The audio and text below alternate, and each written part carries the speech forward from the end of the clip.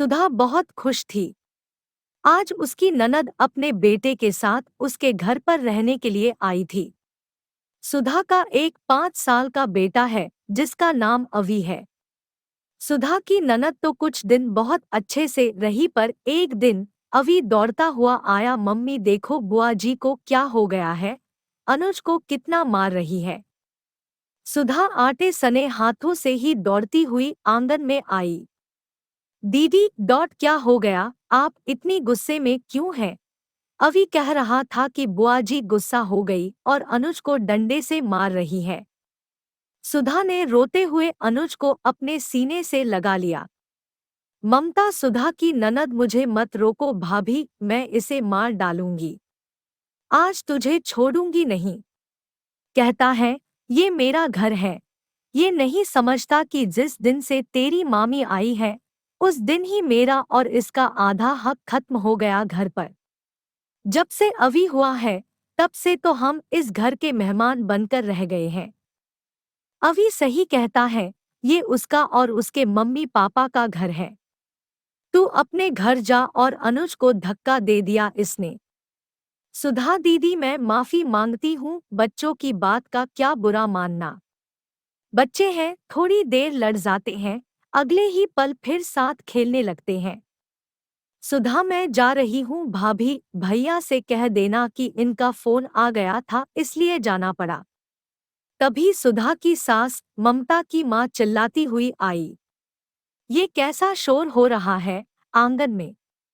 ममता माँ देखो भाभी ने क्या सिखाया है। अभी को 5 साल का है, मार पीट करता है, जवाब देता है, कहता है मेरा घर है। आज तो इसने मेरे अनुज को धक्का दिया, वो गिर गया। मुझे भी गुस्सा आ गया। मैंने भी आज इसे मार मार कर सबक सिखा दिया। देखो कैसे सुबक रहा है मेरा लाल। मैं जा रही हूँ माँ, अब कभी नहीं आऊंगी, अब आप भी मत बुलाना मुझे। ममता झूठे आंसू बहाते हुए बोली।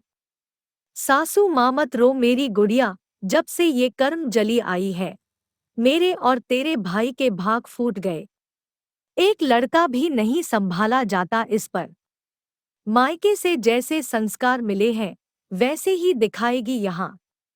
तू कहीं नहीं जाएगी, जाएगी तो आज ये घर से। आने दो आनंद को घर, कल ही छोड़ आएगा इसे। सुधा मम्मी जी मेरी क्या गलती, बच्चे हैं कुछ भी बोल जाते हैं, आप घर में कलेश क्यों करवा रही है? मैं माफी मांगती हूँ दीदी से। सासू माँ तू चुप रहा, अब जाके अपना काम कर और रात में ही अपना सामान रख लेना, अब इस घर में आने की जरूरत नहीं।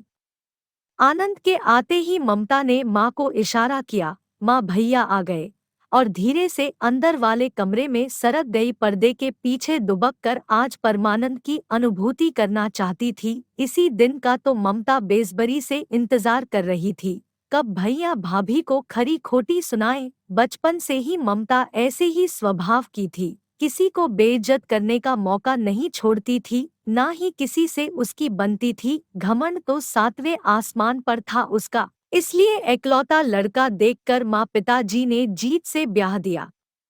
सासू माँ सुन आनंद, तू संभाल ले सुधा को। आनंद पानी पीते हुए क्यों, क्या हो गया माँ, अब क्या कर दिया सुधा ने? सासू माँ तेरी बहन कुछ दिनों के लिए आती है घर में, उसे चैन से जीने नहीं देती। हमेशा रसोई से बर्तन पटकने की आवाज आती रहती है, जैसे सारा गुस्सा हम माँ बेटी पर ही निकाल रही हो। खाना भी ऐसे नाक मुंह बनाकर देती है जैसे हम इसके दुश्मन हो। रोटी भी पूछकर बनाती है कि कितनी खाओगे आप लोग, आज तो हद ही कर दी इसने। फिर पूरा किस्सा सासू माँ ने नमक मिर्च लगाकर बताया। आनंद अच्छा ऐसी बात है माँ, आज तो मैं फैसला करके रहूंगा इसका। आनंद ने जोर से सुधा को आवाज लगाई। दोनों माँ बेटी के मन में लड्डू फूट रहे थे। सुधा दौड़ती हुई सकपकाती हुई आई, चुपचाप से नीचे मुंह करके खड़ी हो गई। आनंद सुधा ये माँ क्या बोल रही है? और माँ क्या बोला आपने? सुधा रोटी गिनकर बनाती है, क्या आप नहीं जानती वो क्यों करती है ऐसा? आप ही उस पर चिल्लाती आई है, जब भी एक रोटी भी ज्यादा बन जाती है। बेचारी कई दिनों से तो आपको ना पता चले बासी रोटी छिपाकर रख देती है। कितनी बार मैंने चुपके से खाते हुए देखा है, उसे पूछो तो कहती है, अन्न का अपमान होता है। आपको पता है, अभी के पेपर चल रहे हैं। मेरे पास तो टाइम होता नहीं इसे पढ़ाने का, सुधा ही इसका सब देखती है। क्या कहा आपने, नाक मुंह बनाकर खाना देती है। जब भी आप लोगों को रोटी देने आती है तो आप लोग इसी की बुराई कर रहे होते हो और उसके आते ही चुप हो जाते हो। क्या उसे पता नहीं चलता, उसे नमक चम्मच एक एक गरम रोटी के लिए 50 चक्कर लगवाते हो। क्या ममता खुद खाना नहीं ला सकती रसोई से, भाभी है उसका, क्या थोड़ा इंतजार करके उसके साथ खाना नहीं खा सकती। भरे पूरे परिवार से आई है, कभी अकेले खाना नहीं खाया इसने, दिन में तो बस एक आध रोटी ही खा के रह जाती है। रात में मेरा इंतजार करती है। अगर मैं ऑफिस से खाकर आता हूँ तो उस दिन भी ऐसे ही दुखी सी हो जाती है। कभी आपने पूछा है, सुधा तूने खाना खाया, तेरी तबीयत कैसी है? तो किस बात का संयुक्त परिवार, बेटे का ख्याल, पापा की दवाई का ख्याल, तुम्हारे घुटनों की मालिश, मेरे हर जरूरत के सामान को तुरंत हाजिर करना, ये सब कौन करता है? आप किसके सहारे घर छोड़कर तीर्थ स्थान पर जाती है? जवाब दीजिए। ममता को कुछ भी देती है, कभी उसे पा मुझे दिखाया है? क्या दे रही है? वो भी घर की बहू है। और मैं बेटा, आप ममता का स्वभाव तो बचपन से जानती है। वो हर बात बढ़ा चढ़ाकर बोलती है और आप विश्वास कर लेती है। कभी घर की बहू की भी सुन लिया कीजिए। वैसे तो अब सुनने की जरूरत नहीं पड़ेगी, बहुत हुआ समझौता, आज तब समझौता ही करती आई है। मेरी सुधा उफ तक नहीं की, बेचारी ने इतनी पढ़ी लिखी है, फिर भी घर में नौकरानी जैसा हाल बना दिया है उसका। इसमें मैं भी बराबर का कसूरवार हूँ, पर अब नहीं, अब हम इस घर में एक पल भी नहीं रहेंगे।